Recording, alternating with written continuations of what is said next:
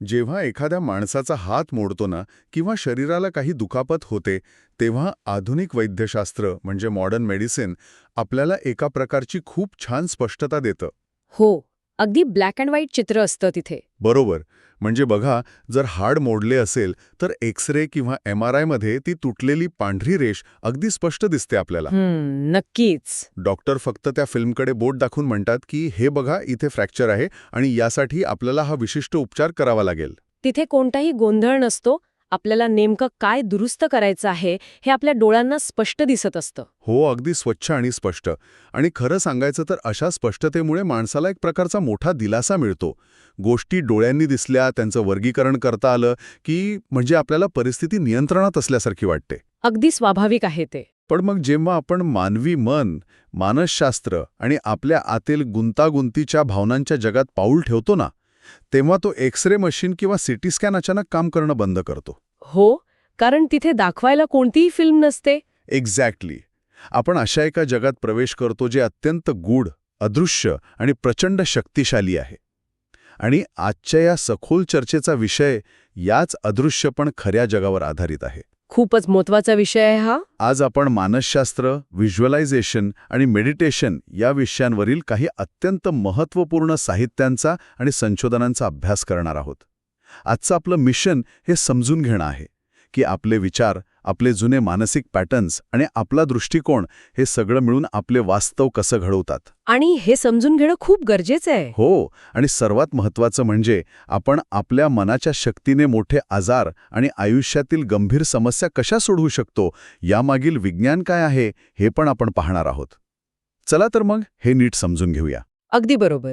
या संपूर्ण विषयाचा पाया आधी समजून घेणं खूप गरजेचं आहे. म्हणजे मानवी जीवन हे केवळ भौतिक किंवा शारीरिक नाहीये. आपण जे काही अनुभवतो, आपली जी काही परिस्थिती असते ना, ते आपल्या मानसिक आणि आध्यात्मिक विचारांचं थेट प्रतिबिंब असतं. म्हणजे आज जे चालू आहे तेच बाहेर दिसतं. एक्झॅक्टली. आपल्या मनात जे बॅकग्राऊंडला चालतं तेच आपल्या बाह्य जगात घडत असतं. भौतिक जग हे एका अर्थाने आपल्या आतल्या जगाचा आरसा आहे. हे खूपच रंजक आहे, कारण आपण आपलं जग कसं पाहतो हे आपल्या आत दडलेल्या जुन्या आठवणी आणि आपण न जाणता फॉलो करत असलेल्या पॅटर्न्सवर अवलंबून असतो, असं मानसशास्त्रात अनेकदा म्हटलं जातं. हो, तोच तर बेस आहे सगळा. पण मला इथे व्हिज्युअलायझेशनबद्दल मुद्दाम विचारायचं आहे. बऱ्याचदा लोकांना असं वाटतं की व्हिज्युअलायझेशन म्हणजे फक्त डोळे मिटून दिवा स्वप्न पाहणं किंवा लॉ ऑफ अट्रॅक्शनच्या नावाखाली काहीतरी जादुई विचार करणं. हा खूप मोठा गैरसमज आहे. हो ना? पण आपल्या आजच्या साहित्यामध्ये याला एका अत्यंत वेगळ्या आणि शास्त्रीय प्रकारे मांडलंय, बरोबर? होय. व्हिज्युअलायझेशन म्हणजे नुसतं दिवा स्वप्न पाहणं किंवा हवेत इमले बांधणं नक्कीच नाहीये. बरं. क्लिनिकल मानसशास्त्रात याला डिरेक्टेड इमॅजिनेशन म्हणजे एका विशिष्ट आणि हेतुपुरस्कार दिशेने केलेली कल्पना. Directed imagination. ओके. यामागे एक अत्यंत महत्वाचा न्यूरोलॉजिकल नियम काम करतो. तो म्हणजे जेव्हा एखादी व्यक्ती एखादी गोष्ट सातत्याने आपल्या कल्पनेत अत्यंत स्पष्टपणे पाहते, तेव्हा तिचं अवचेतन मन म्हणजे सबकॉन्शियस माइंड ती गोष्ट वास्तव म्हणून स्वीकारायला लागतं. अरे वा. म्हणजे मनाला फरक कळत नाही का? नाही. अवचेतन मनाला खरे काय आणि कल्पनेतले काय यातील फरक अजिबात ओळखता येत नाही. म्हणजे जर एखाद्याने अत्यंत तीव्रतेने एखाद्या गोष्टीचा विचार केला तर मेंदूला वाटतं की ती घटना खरोखरच घडत आहे. अगदी तसंच. आणि म्हणूनच आपल्या आयुष्यात काही घटना किंवा काही प्रकारची माणसं वारंवार येत राहतात, ज्याला आपण रेकरंट पॅटर्न्स म्हणतो. ते वारंवार होणारे पॅटर्न्स. हो. ते का घडतं हे समजवण्यासाठी आपण एका असुरक्षित महिलेचं उदाहरण घेऊया. समजा एक महिला वारंवार अशाच पुरुषांच्या प्रेमात पडते किंवा आकर्षित होते जे खूप पॉझेसिव्ह, नियंत्रण ठेवणारे आणि संशयी असतात. बरं. सुरुवातीला तिला वाटतं की हा माणूस माझी खूप काळजी घेतोय, माझ्यावर लक्ष ठेवतोय, म्हणजेच हेच खरे प्रेम आहे. पण काही काळाने तिची घुसमट होऊ लागते. आणि मग तोच माणूस तिच्यावर बंधने लादू लागतो आणि नातं टॉक्सिक बनतं. अगदी बरोबर. पण मग ती दरवेळी अशाच प्रकारच्या माणसांकडे का आकर्षित होते? म्हणजे जर तिला त्रास होतोय तर ती चांगल्या स्वभावाच्या व्यक्तीला का निवडत नाही? कारण यामागे तिचे अवचेतन मन काम करत असते. तिच्या आत बालपणापासून आलेली एक असुरक्षिततेची भावना आहे. लहानपणीचा एखादा ट्रॉमॅटिक अनुभव असू शकतो. हो, कदाचित लहानपणी तिने असंच वातावरण पाहिलं असेल. तिला सतत कुणीतरी आधार देणारं, सतत तिची दखल घेणारं हवं असतं. हे जे आतले न सुटलेले भावनिक प्रश्न आहेत ना, ते तिला तशाच व्यक्तींकडे ओढतात. जे सुरुवातीला अति काळजी घेणारे वाटतात पण नंतर मालकी हक्क गाजवतात. एक्झॅक्टली. तिच्या मेंदूसाठी तो टॉक्सिक पॅटर्न ओळखीचा असतो आणि मानवी मेंदू कायम ओळखीच्या गोष्टींकडे आकर्षित होतो, मग त्या कितीही त्रासदायक का असेनात. हे सर्व तिच्या नकळच घडत असतं. ओके, म्हणजे आपले अवचेतन मन हे एखाद्या कॉम्प्युटरच्या ऑपरेटिंग सिस्टमसारखं आहे का, जे बॅकग्राऊंडमध्ये सतत चालत असते, जुने कोड रन करत असते आणि आपल्याला मात्र असं वाटत असतं की आपण स्वतःचे निर्णय पूर्ण शुद्धीवर आणि स्वतःच्या मर्जीने घेत आहोत? हो, अगदी तसंच काम करतं ते. आणि यावरून एक अत्यंत महत्त्वाचा प्रश्न निर्माण होतो. कोणता? जर ही ऑपरेटिंग सिस्टम चुकीची चालत असेल, जुने आणि त्रासदायक कोड रन करत असेल, तर ती दुरुस्त कशी करायची? हा खरा प्रश्न आहे. इथे रिफ्रेमिंग आणि इनर चाइल्ड ही संकल्पना येते. अनेकदा आपल्याला जेव्हा भावनिक किंवा शारीरिक वेदना होतात, तेव्हा आपण त्याला एक शिक्षा समजतो. हो, आपण म्हणतो की माझ्याच नशिबात हे दुःख का? बरोबर. पण मानसशास्त्र सांगते की वेदना ही शिक्षा नसून तो एक फायर अलार्म किंवा इशारा आहे. तुमच्या आतला तो इनर चाइल्ड, जो बालपणीच्या एखाद्या आघातामुळे किंवा दुर्लक्षित राहिल्यामुळे दुखावला गेलाय, तो तुम्हाला सांगण्याचा प्रयत्न करत असतो की इथे काहीतरी चुकीचं आहे, माझ्याकडे लक्ष दे. अगदी. रिफ्रेमिंग म्हणजे या वेदनेकडे बघण्याचा दृष्टिकोन बदलणं आणि त्यामागील मूळ कारण शोधणं. बापरे, हे खूपच डीप आहे. पण जर आपले हे अदृश्य विचार आणि सबकॉन्शियस पॅटर्न्स आपले नातेसंबंध आणि आयुष्याचे निर्णय इतक्या खोलवर नियंत्रित करू शकतात, तर मग ते आपले शारीरिक आरोग्यही बदलू शकतात का? नक्कीच. म्हणजे जर या ऑपरेटिंग सिस्टमने शरीराच्या हार्डवेअरवरही ताबा मिळवला असेल तर काय होतं? हाच तर या चर्चेचा सर्वात महत्त्वपूर्ण आणि सायंटिफिक भाग आहे. मन आणि शरीर हे दोन वेगळे कप्पे नाहीत. हां. ते एकाच सिस्टमचे दोन भाग आहेत. जेव्हा आतल्या भावना दुखावलेल्या असतात, जुना ट्रॉमॅटिक ताण साचलेला असतो, तेव्हा तो शरीराच्या माध्यमातून आजारांच्या रूपात बाहेर येतो. हे ऐकायला थोडं भीतीदायक वाटतं. हो, पण चांगली गोष्ट ही आहे की जर मनाने आजार निर्माण होऊ शकतो, तर तो मनाने बराही होऊ शकतो. मला इथे आपल्या सोर्सेसमधील मार्टिन ब्रूफमन यांचा उदाहरण द्यायचं आहे. त्यांना स्पायनल कॉर्डचा म्हणजे पाठीच्या कण्याचा कॅन्सर झाला होता. हो, अतिशय गंभीर अवस्था होती त्यांची. डॉक्टरांनी त्यांना स्पष्ट सांगितलं होतं की हा आजार टर्मिनल आहे आणि ते कधीही मरू शकतात. पण त्यांनी सिल्वा मेथडचा वापर केला. त्यांनी त्यांच्या शरीरातील कॅन्सरच्या पेशी नष्ट होत आहेत आणि ट्यूमर आकाराने लहान होत आहे असं अत्यंत स्पष्ट व्हिज्युअलायझेशन करायला सुरुवात केली. आणि त्यांनी ते अत्यंत तीव्रतेने केलं. हो, ते जेवतानाही असा विचार करायचे की हे अन्न माझ्या शरीराला बरं करतंय. आणि धक्कादायक गोष्ट म्हणजे ते पूर्णपणे बरे झाले. हो, आणि त्यांनी केवळ व्हिज्युअलायझेशन केलं नाही, तर त्यांनी यामागचं मानसशास्त्रीय कारणही शोधलं. ते कोणतं? त्यांनी हे ओळखलं की त्यांच्या मानेजवळ जो ट्यूमर होता, तो त्यांच्या स्वतःला व्यक्त न करू शकण्याचा आणि दबलेल्या भावनांचा परिणाम होता. हां, लॅक ऑफ सेल्फ एक्सप्रेशनमुळे. एक्झॅक्टली. जेव्हा त्यांनी त्यांच्या भावना बोलून दाखवायला सुरुवात केली, आतील ताण कमी केला, तेव्हा ती शारीरिक गाठही विरघळली. कमाल आहे. आणखी एक उत्तम उदाहरण म्हणजे नॉर्मन कझिन्स. त्यांना अँकिलोजिंग स्पॉन्डिलायटिस नावाचा अत्यंत वेदनादायी आणि हाडे खिळखिळी करणारा आजार होता. हो, मला आठवतंय. त्यांनी लाफ्टर थेरपीचा वापर केला होता ना? बरोबर. हसणे हे सर्वोत्तम औषध आहे, हा प्रयोग त्यांनी स्वतःवर केला. हो, त्यांनी स्वतःला एका हॉटेलमध्ये बंद करून घेतलं आणि फक्त विनोदी चित्रपट पाहिले. आपल्या साहित्यात असं दिलंय की 10 मिनिटांचा मनसोक्त हसण्यामुळे त्यांना किमान 2 तास वेदनारहित झोप मिळायची. आणि शेवटी त्यांनी आपला आजार बरा केला. आणि लुईस एल हे यांचं उदाहरण तर जगभरात प्रसिद्ध आहे. बालपणी झालेल्या लैंगिक अत्याचारातून आलेल्या नैराश्यामुळे आणि साचलेल्या रागामुळे त्यांना कॅन्सर झाला होता. हो, तो राग शरीरात साचून राहिला होता. पण जेव्हा त्यांनी स्वतःवर प्रेम करणे आणि क्षमा करणे या 2 गोष्टींचा खऱ्या अर्थाने स्वीकार केला, तेव्हा त्यांनी स्वतःला कॅन्सरमुक्त केलं. अनिता मूरजानी यांचं उदाहरण पण असंच आहे. हो, नियर डेथ एक्सपिरियन्स जिथे स्टेज 4च्या कॅन्सरमधनं त्या परत आल्या, कारण त्यांना समजलं होतं की त्यांचा आजार हा केवळ त्यांच्या मनातील सततच्या भीतीचं फळ होतं. हो, भीतीमुळे शरीर आतून पोखरलं गेलं होतं. इथे हा विषय खरंच खूप रंजक बनतो. पण थांब, मला इथे थोडा विरोध करायचा आहे आणि एक अत्यंत कळीचा प्रश्न विचारायचा आहे. विचार ना. म्हणजे आपण हे जे बोलतोय की नुसता विचार करून कॅन्सर बरा होतो किंवा ट्यूमर विरघळतो, हे ऐकायला थोडं धोकादायक आणि अवास्तव वाटत नाही का? वरवर पाहता तसं वाटू शकतं. एखादा सामान्य माणूस म्हणेल की स्टेज 4चा कॅन्सर फक्त क्षमा केल्यामुळे कसा बरा होईल, ब्रँडन बेस यांचा फुटबॉलच्या आकाराचा ट्यूमर कोणताही वैद्यकीय उपचार न घेता 7.5 आठवड्यात कसा काय विरघळू शकतो? हे केवळ उथळ पॉझिटिव्ह थिंकिंग आहे की यामागे काही ठोस विज्ञान आहे? कारण नुसता विचार करून गाठ विरघळणे हे विज्ञानाच्या नियमात कसं बसतं? यातली सर्वात रंजक आणि आश्चर्यकारक गोष्ट म्हणजे हे अजिबात केवळ पॉझिटिव्ह थिंकिंग नाही आहे. बरं, मग काय आहे हे? यामागे अत्यंत खोल असं सायको न्यूरो इम्युनॉलॉजीचं विज्ञान आहे. सायको-न्यूरो इम्युनॉलॉजी. हो. जेव्हा एखादी व्यक्ती सतत भीती, राग किंवा जुन्या ट्रॉमॅटिक आठवणींमध्ये अडकलेली असते, तेव्हा तिचा मेंदू सतत फाईट ऑर फ्लाईट मोडमध्ये असतो. म्हणजे सतत धोक्याची घंटा वाजत असते शरीरात. अगदी बरोबर. यामुळे शरीरात कॉर्टिसॉल आणि ॲड्रेनलिन सारखे स्ट्रेस हॉर्मोन्स सतत वाहत राहतात आणि हे हॉर्मोन्स शरीराची रोगप्रतिकारक शक्ती म्हणजे इम्युन सिस्टीम दाबून टाकतात. अच्छा, म्हणजे शरीर स्वतःचं रक्षण करू शकत नाही. एक्झॅक्टली. पण जेव्हा लुईस हे किंवा मार्टिन ब्रॉफमॅन यांसारखी लोक स्वतःच्या इनर चाइल्डला हील करतात, मनातला राग आणि भीती सोडून देतात, तेव्हा मेंदू रेस्ट अँड डायजेस्ट या शांत मोडमध्ये जातो. आणि मग स्ट्रेस हॉर्मोन्स कमी होतात? हो, स्ट्रेस हॉर्मोन्स कमी होतात आणि शरीरातील नॅचरल किलर सेल्स पुन्हा सक्रिय होतात.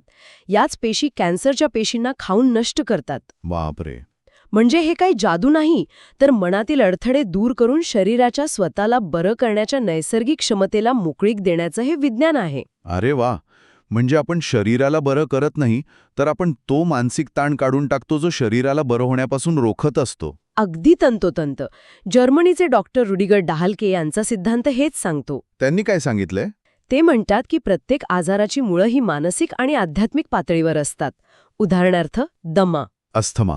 हो, हा आजार दबलेल्या रागाचे आणि आक्रमकतेचे प्रतीक आहे. जेव्हा माणूस एखादी गोष्ट आतल्या आत दाबून ठेवतो, तेव्हा शरीर फुफ्फुसांच्या माध्यमातून तो गुदमरलेपणा व्यक्त करतं. हे खूपच लॉजिकल वाटतंय. आणि मधुमेहाबद्दल सुद्धा त्यांचं निरीक्षण खूपच विचार करायला लावणार आहे ना? हो, डायबिटीजबद्दल ते काय म्हणतात माहितीये? ते म्हणतात की मधुमेह हा शरीरात इन्सुलिनचा प्रॉब्लेम असण्यासोबतच आयुष्यात गोडवा उरला नसल्याचे किंवा प्रेम स्वीकारता न येण्याचे लक्षण आहे. अगदी. हे सगळं ऐकून असं वाटतं की आपलं शरीर आपल्याशी एका वेगळ्याच भाषेत बोलण्याचा प्रयत्न करत असतं. खरंच, आजार हा आपला शत्रू नसून तो एक मेसेंजर आहे. बरोबर. पण जर आपल्याला हीलिंग आणि सकारात्मक बदल कसे घडतात यामागचं विज्ञान समजलं आहे, तर मग प्रश्न उरतो की हा बदल प्रत्यक्ष आयुष्यात कसा आणायचा? आपली जुनी ऑपरेटिंग सिस्टम कशी बदलायची? कारण नुसतं ऐकून काही होत नाही. हो ना, कारण हे ऐकायला जेवढं सोपं वाटतं तेवढं ते कृतीत आणणं नक्कीच नाहीये. काही अत्यंत शक्तिशाली उदाहरणे पाहू शकतो. ही उदाहरणे केवळ धार्मिक कथा नाहीयेत. मग काय आहेत? ती रिफ्रेमिंगची प्राचीन मानसशास्त्रीय केस स्टडीज आहेत. वाल्मिकी ऋषींचं उदाहरण घ्या. सुरुवातीला ते रत्नाकर नावाचे लुटारू होते. हो, अत्यंत क्रूर लुटारू होते. पण जेव्हा त्यांना त्यांच्या कर्माची आणि पापाची खऱ्या अर्थाने जाणीव झाली, तेव्हा त्यांच्या मेंदूतील जुना पॅटर्न तुटला. त्यांनी बदलण्याचा निर्णय घेतला. पण त्यांना राम हे नावही उच्चारता येत नव्हतं असं म्हणतात. बरोबर. मग त्यांनी मरा मरा असं जपता जपता शेवटी राम म्हणायला सुरुवात केली. त्यांच्या ऑपरेटिंग सिस्टमचं पूर्णपणे रिप्रोग्रॅमिंग झालं. आणि संत तुलसीदासांचं उदाहरण पण याच प्रकारचं ट्रान्सफॉर्मेशन दाखवतं. त्यांच्या पत्नीवर त्यांचं इतकं अंधळ प्रेम होतं की ते रात्रीच्या अंधारात नदी ओलांडून तिला भेटायला गेले. हो, आणि तिथे काय झालं? तेव्हा त्यांच्या पत्नीने त्यांना एक टोमणा मारला की या हाडामासाच्या नाशवंत शरीरावर जेवढं प्रेम करता तेवढं जर रामावर किंवा ईश्वरावर केलं असं तर तुमचं जीवन सार्थक झालं असतं. आणि त्या एका वाक्याने त्यांच्या आयुष्याला कलाटणी मिळाली. त्यांची संपूर्ण एनर्जी दुसऱ्या दिशेने वळवली गेली. तसंच राजा भर्तृहरी यांची ती प्रसिद्ध आंब्याची गोष्ट पण आहे. हो, ती तर खूपच इंटरेस्टिंग आहे. राजाने अतिशय प्रेमाने राणीला एक अमरत्व देणारा दुर्मिळ आंबा दिला. पण राणीचं प्रेम राजावर नसून सेनापतीवर होतं, म्हणून तिने तो आंबा सेनापतीला दिला. आणि सेनापती एका वेश्येवर प्रेम करत होता. हो, त्याने तो आंबा तिला दिला आणि त्या वेश्येला वाटलं की आपल्यासारख्या सामान्य स्त्रीपेक्षा हा आंबा महान अशा राजाला मिळायला हवा, म्हणून तिने तो आंबा पुन्हा राजाला आणून दिला. हे संपूर्ण चक्र पाहून राजाला मोठा धक्का बसला. संसारातील मोहमयेची आणि ज्याला तो खरे प्रेम समजत होता त्यातील खोटेपणाची त्याला जाणीव झाली. आणि यातूनच त्यांनी वैराग्य पत्करले. तर मग या सगळ्याचा नेमका अर्थ काय? लुईस हे यांचा कॅन्सर बरा होणे आणि राजा भर्तृहरी किंवा वाल्मिकी यांच्या आयुष्यात झालेला बदल, हे दोन वेगवेगळ्या गोष्टी आपण कशा जोडू शकतो? या सर्व उदाहरणांमधून बदलाचे 4 अत्यंत महत्वाचे टप्पे समोर येतात. कोणते 4 टप्पे? तुम्ही कॅन्सरशी लढत असाल किंवा स्वतःच्या मानसिक शांतीसाठी झगडत असाल, कोणताही खरा बदल घडण्यासाठी हे 4 टप्पे आवश्यक असतात. पहिला म्हणजे सखोल विचार किंवा डीप रिफ्लेक्शन. म्हणजे शांतपणे विचार करणे. हो, जेव्हा एखादी घटना घडते, जसे राजाला तो आंबा परत मिळाला, तेव्हा त्यावर शांतपणे विचार करणे. दुसरा टप्पा म्हणजे जाणीव किंवा रिअलायझेशन. जसं रत्नाकर लुटारूला झाली होती. बरोबर. आपण कुठे चुकतोय, आपले जुने पॅटर्न्स काय आहेत याची सखोल जाणीव होणे. तिसरा टप्पा म्हणजे दृढ निश्चय म्हणजे फर्म रिझॉल्व्ह. एकदा मूळ कारण समजल्यावर पक्का निर्णय घेणं. हो, जुना पॅटर्न तोडण्याचा आणि नवीन रस्ता निवडण्याचा पक्का निश्चय करणे. आणि चौथा आणि सर्वात कठीण टप्पा म्हणजे प्रामाणिक आणि निरंतर प्रयत्न. त्या निश्चयावर ठाम राहून सातत्याने काम करत राहणे. हे निरंतर प्रयत्न टिकवून ठेवणं, हेच तर सामान्य माणसासाठी सर्वात कठीण काम आहे. हो, ते सोपं नक्कीच नाहीये. कारण आपण नवीन वर्षाचा संकल्प करतो, निश्चय करतो, पण 4-5 दिवसात तो उत्साह विरघळून जातो आणि आपण पुन्हा जुन्या सवयींकडे परत जातो. यावर सर्वात प्रभावी उपाय कोणता? ही सवय कशी टिकवायची? इथेच मेडिटेशन म्हणजेच ध्यानाचं महत्त्व समोर येते. मेडिटेशन हे केवळ डोळे मिटून बसणे नाहीये. मग काय आहे? ते तुमच्या मनाला एका जागी स्थिर ठेवायला आणि नवीन न्यूरल पाथवेज तयार करायला मदत करणारं साधन आहे. पण मेडिटेशनच्याही अनेक पद्धती आहेत. जसं ख्रिश्चन पद्धतीत बायबलमधील प्रसंगांची डोळांसमोर कल्पना केली जाते, तर हिंदू पद्धतीत एखाद्या ज्योतीवर, कमळावर किंवा मूर्तीवर लक्ष केंद्रित केले जाते. हे आपण पाहिलंय. पण या सर्वांहून थोडा वेगळा आणि खोलवर जाणारा असा एक प्रकार आहे राजयोग. राजयोग हा प्रकार इतर ध्यानाच्या पद्धतींपेक्षा कसा वेगळा आहे? राजयोगात माणूस स्वतःला फक्त हे भौतिक आणि आजारी शरीर न मानता एक प्रकाशमय ऊर्जा किंवा आत्मा मानतो. पॉइंट ऑफ लाईट असं म्हणतात ना? हो, तो स्वतःची ओळख शरीरावरून काढून ऊर्जेवर आणतो आणि या आत्म्याला तो सर्वोच्च ऊर्जेशी म्हणजे सुप्रीम सोलशी जोडण्याचा प्रयत्न करतो. अच्छा. जेव्हा कोणी स्वतःला शरीर न मानता एक शुद्ध ऊर्जा समजतो, तेव्हा तो आत्म्याच्या नॅचरल नेचरशी म्हणजे मूळ स्वभावाशी जोडला जातो. म्हणजे आपला मूळ स्वभाव काय आहे? भगवद्गीतेत अशा 26 गुणांचं वर्णन केले आहे, जे माणसांचे मूळ स्वरूप आहेत, जसे की निर्भयता, पावित्र्य, क्षमा, अहंकार नसणे. म्हणजे आपण मूळचे आजारी किंवा दुःखी नाही होत. अजिबात नाही. आपण मूळचे शांत आणि निर्भय आहोत. राजयोग हेच मूळ गुण पुन्हा जागृत करण्याचं काम करतो. हे सर्व ऐकायला खूप छान आणि आदर्श वाटतं. पण मला इथे एक अत्यंत व्यावहारिक आणि सर्वांच्याच मनात येणारा प्रश्न विचारायचा आहे. हो, नक्कीच. बरेच लोक अतिशय उत्साहात मेडिटेशन करायला सुरुवात करतात, पण काही दिवसांतच ते मध्येच का सोडून देतात? आपण 5 मिनिटं सुद्धा एका जागी शांत का बसू शकत नाही? हा खूपच कॉमन प्रॉब्लेम आहे. हो ना? डोळे मिटले की आपल्या मनात लगेच इतर हजारो विचार का येऊ लागतात आणि आपण पुन्हा फोन का हातात घेतो? जर आपण याला एका मोठ्या संदर्भात जोडून पाहिलं आणि मानवी मेंदूच्या रचनेशी आणि मानसशास्त्रातील डिटर्मिनंट्स ऑफ अटेन्शन म्हणजे लक्ष केंद्रित करण्याचे घटक या सिद्धांताशी जोडून पाहिलं तर याचं उत्तर मिळतं. काय सांगतो हा सिद्धांत? मेंदू हा ऊर्जेची बचत करणारा अवयव आहे. लोक ध्यान का सोडतात? कारण त्यांच्याकडे ध्यानासाठी एक स्पष्ट उद्दिष्ट नसते. आपण डोळे मिटून का बसलो आहोत हेच त्यांना माहीत नसते. म्हणजे त्यांना कारणच माहीत नसतं. दुसरं कारण म्हणजे रस संपणे. मानवी मनाचा एक अत्यंत पक्का स्वभाव आहे. ते फक्त त्याच गोष्टींवर केंद्रित होते ज्या त्याला अर्थपूर्ण आणि फायदेशीर वाटतात. म्हणजे जोपर्यंत मेंदूला असं वाटत नाही की हे शांत बसणं माझ्या फायद्याचं आहे, तोपर्यंत तो तिथे थांबणार नाही. अगदी बरोबर. जर तुम्हाला मेडिटेशनचे खरे फायदे समजले नाहीत, जर तुम्हाला हे जाणवलं नाही की हे ध्यान तुमचे स्ट्रेस हॉर्मोन्स कमी करत आहे आणि तुमचे आयुष्य सुधारत आहे, तर मेंदू म्हणेल की हे सोडून दे. एक्झॅक्टली. तर तुमचं मन साहजिकच संसारातील इतर महत्वाच्या आणि इन्स्टंट डोपामाइन देणाऱ्या गोष्टींकडे वळेल. जसे की सोशल मीडिया. हो. म्हणूनच ध्यानासोबतच सखोल ज्ञान आणि त्यामागील का समजून घेणं अत्यंत आवश्यक असते. आजच्या या सखोल चर्चेतून एक गोष्ट अत्यंत स्पष्टपणे समोर येते. ती म्हणजे आपल्या कृतींसाठी, कर्मांसाठी आणि अगदी आपल्या शारीरिक आरोग्यासाठी आपण स्वतःच जबाबदार आहोत. 100%. आपले जुने मानसिक पॅटर्न्स आपल्याला आजारी पाडतात.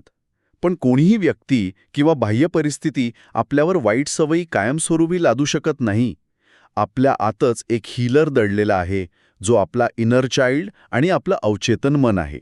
आणि त्याला ओळखणं गरजेचं आहे. जेव्हा आपण तो आतला ताण सोडतो, तेव्हा शरीर स्वतःला बरं करतं. थोडक्यात सांगायचं तर आपणच आपल्या वास्तवाचे निर्माते आहोत. अगदी खरंय. जर आपल्याला ही संकल्पना अधिक सखोलपणे समजून घ्यायची असेल आणि व्यावहारिक साधने, तंत्रे आणि फ्रेमवर्क्स वापरून या कल्पना खऱ्या आयुष्यात कशा लागू करायच्या हे शिकायचे असेल, तर आपण मुंबईस्थित कॉर्पोरेट ट्रेनर, लाईफ कोच आणि स्पिरिच्युअल काउन्सिलर महक पंजाबी यांच्याशी संपर्क साधू शकता. नक्कीच, त्या खूप छान मार्गदर्शन करतात. हो, त्या माइंडसेट आणि वैयक्तिक विकासावर मार्गदर्शित पुस्तक वाचन सत्रे घेतात आणि शिकणे अधिक सोपे आणि प्रभावी करण्यासाठी नोटबुक, LM आणि ChatGPT सारख्या AI टूल्सवर व्यावहारिक शिक्षण सत्रे देखील चालवतात. अधिक माहितीसाठी आपण WhatsAppवर संपर्क करू शकता. त्यांचा नंबर आहे 9920794999. जाता जाता मला ऐकणाऱ्यांसाठी एक अत्यंत महत्वाचा आणि थोडा अस्वस्थ करणारा विचार सोडून जायचा आहे. कोणता विचार? आज आपण पाहिलं की जर एका सामान्य व्यक्तीच्या आतील न सुटलेल्या वेदना, तिचा तो अनहील्ड इनर चाइल्ड, तिच्या स्वतःच्या आयुष्यात इतके विनाशकारी पॅटर्न्स आणि मोठे आजार निर्माण करू शकतो, तर जरा विचार करा, संपूर्ण देश किंवा एखादी संस्कृती जेव्हा त्यांच्या सामूहिक भूतकाळातील वेदना, राग आणि अत्याचार न सोडवता तसेच लपून ठेवतात, तेव्हा जगावर त्याचा काय परिणाम होत असेल? बापरे, हा खूप मोठा विचार आहे. हो, जगात आज जे युद्ध, हिंसाचार आणि द्वेष आपण पाहतो, ते त्याच सामूहिक वेदनेचं म्हणजे कलेक्टिव्ह ट्रॉमाचं आणि न सुटलेल्या इनर चाइल्डचं प्रतीक तर नाहीये. खरंच विचार करण्यासारखं आहे हे. सुरुवात आपण त्या मोडलेल्या हाडाच्या एक्सरेने केली होती. आपल्याला नेहमी वाटतं की दुःख, आजार आणि समस्या फक्त बाह्य जगात किंवा शरीरात असतात. पण तसं नसतं. हो, त्यांची खरी मुळं आपल्या अदृश्य मनात अत्यंत खोलवर रुजलेली असतात. जर आपल्यापैकी प्रत्येकाने आजपासून स्वतःच्या आतील त्या दुखावलेल्या इनर चाइल्डला बरं करायला सुरुवात केली, त्याचे जुने पॅटर्न्स ओळखले आणि क्षमा करायला सुरुवात केली, तर हे जग किती वेगळं, शांत आणि सुंदर असेल, नाही का? नक्कीच असेल. यावर विचार नक्की करा.